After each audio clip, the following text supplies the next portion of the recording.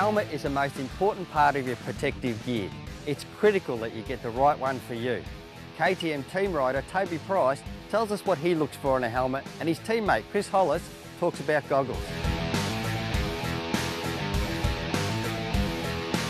It's really important choosing a good helmet, one that fits really well, good comfort, got good ventilation, and you get a good head knock and it rattles you a little bit. The brain, you've got to look after it pretty well, so it's very important you spend good money. With the fit in the helmet, you just want it to be snug on your cheeks, and if you can shake your head a little bit and the actual helmet wobbles, then it seems to be a bit too big of a helmet.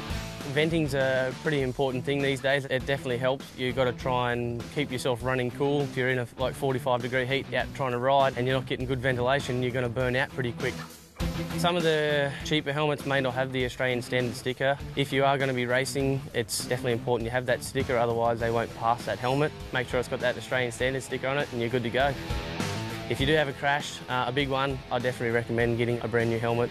The helmet may only have a few scratches on the outside, but the actual internal of the helmet on the foam and stuff could actually be cracked or damaged, and the helmet may not protect you as well as it would being brand new. Everyone's different. You just got to try a few different sizes on, different types, and get one that suits you, and usually a bike shop will help out. Don't think buying a helmet that's a little bit bigger for you that you'll grow into it, because it doesn't work that way. You need it to be fit well at the age you're at.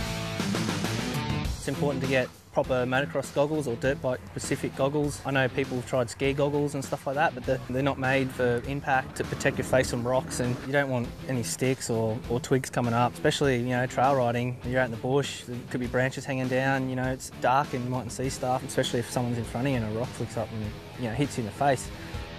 For me, I look for fit first. You know, I run the Oakley Pro Frame and they fit perfect. You know, you want the foam to fit, you know, nice and clean around your face, and you want the foam around where the goggles breathe to be thick. You don't want it too thin so it doesn't get any dust or little rocks that can fall down and jump up and get in your eyes.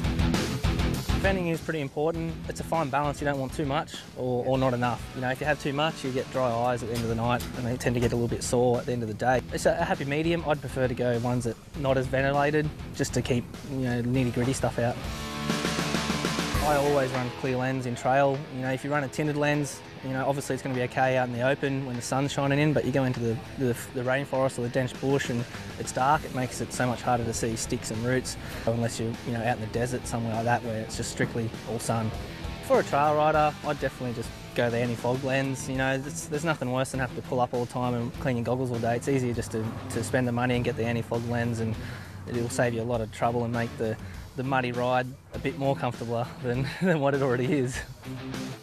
The good idea is, you know, if you go into the shop to buy a pair of goggles on the day, just take your helmet along with you and put your helmet on and try different brands they got. There's always different shapes and different sizes available to try, and get the one that fits the best, because at the end of the day you're going to have no problems and it's going to make your riding a lot better. You know, it's so important to wear good goggles. You only got two eyes and you know, it's your vision, so it's common sense really. Now let's have a look at some of the key points. Get yourself an approved helmet, as it reduces the risk of head injuries, and don't ride without it. And helmets have to fit well, because if they're too loose, they won't do the job properly.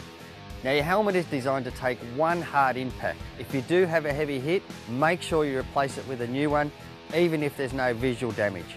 Now you can't know the full history of a second-hand helmet, so don't buy one.